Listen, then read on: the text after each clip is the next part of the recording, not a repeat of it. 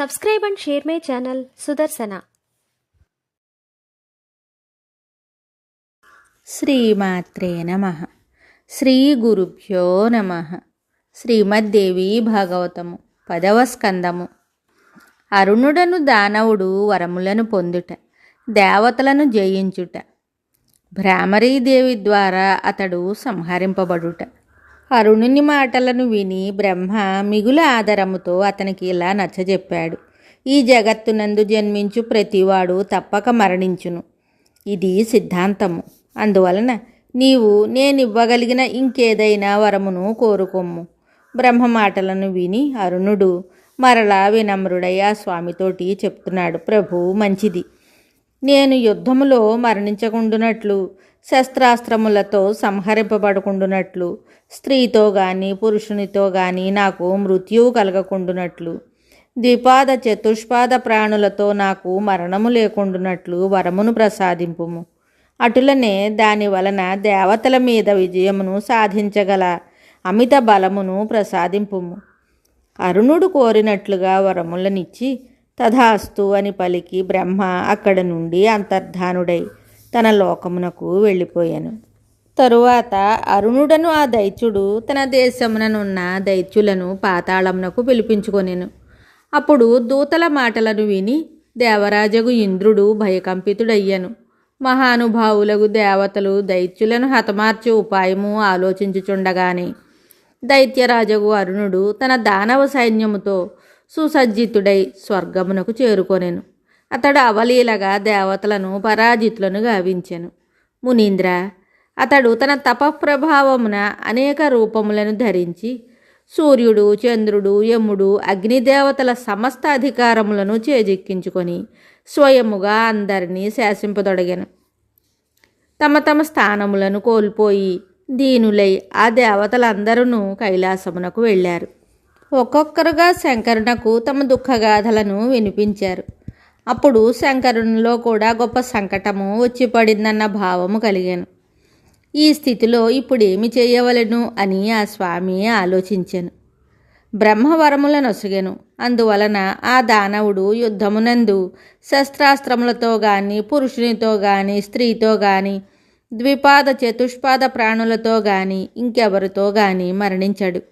అప్పుడు అందరూ ఆర్తులై చింతించసాగారు. కానీ ఎవ్వరికీ ఏ ఉపాయమును తట్టలేదు. సరిగ్గా అదే సమయమున ఆకాశవాణి పలికింది. దేవతలారా, మీరు దేవి భువనేశ్వరిని ఉపాసించండి. ఆ దేవి మీ కార్యమును సిద్ధింపచేయును. ఒకవేళ దానవరాజు గాయత్రీ మంత్రరహితుడైనచో అతని సంహారమునకు పరిస్థితులు అనుకూలించును. ఆనందమును కలిగించు ఈ వాణి మిగుల ఉచ్చస్వరముతో వినిపించెను. ఆ దివ్యాకాశవాణిని విని ఆదరణీయులగు దేవతలు బృహస్పతిని పిలిపించారు. దేవరాజగు ఇంద్రుడు అతనితో ప్రార్థించెను. గురువర్య, మీరు దేవతల కార్యమును సిద్ధింపజేయుటకు దానవరాజగు అరుణుని దగ్గరకు వెళ్ళండి. మీరు ఏదో ఒక విధముగా ఆ దానవుని గాయత్రీ జపము నుండి విరతుని చేయండి. అదియే కర్తవ్యముగా భావించి ప్రయత్నించండి. మేము ఏకాగ్రచిత్తులమై భగవతి పరమేశ్వరిని ఉపాసించదము. ఆ దేవి ప్రసన్నురాలై మీకు సహకరించగలదు. బృహస్పతితో ఇట్లు పలికి దేవతలందరూ భగవతి జగదీశ్వరి దగ్గరకు వెళ్ళటానికి సంసిద్ధులయ్యారు. ఆ దేవి పరమ సౌందర్యవతి. దైత్యుల భయముతో వ్యాకులతతోనున్న మమ్ము రక్షించును. వారచటకు వెళ్ళి సునిశితమైన చిత్తముతో తపస్సు చేయసాగారు. మాయాబీజ జపము కొనసాగుచుండెను. వారు తనువుతో మనస్సుతో దేవీ యజ్ఞమునందు తత్పరులయ్యారు. ఇచ్చట బృహస్పతి కూడా దానవరాజగు అరుణుని దగ్గరకు చేరుకొనెను.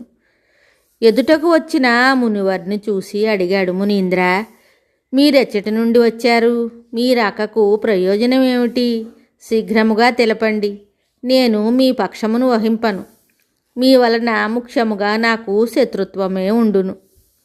దానవరాజగు అరుణుని మాటలను విని బృహస్పతి అతనితోటి చెప్తున్నాడు. దానవేంద్ర, మేము ఉపాసించు దేవినే నీవును నిరంతరము ఉపాసిస్తున్నావు.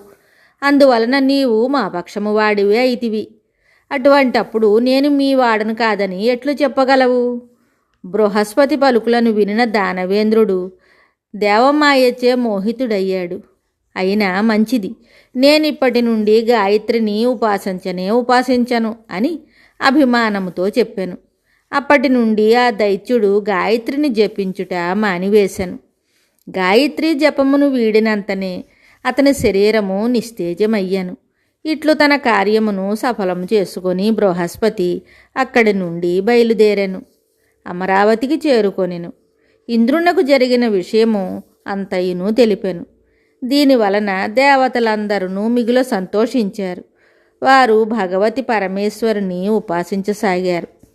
మిగతా కథ తరువాయి భాగంలో తెలుసుకుందాము. శుభం. Subscribe and share my channel Sudarsana.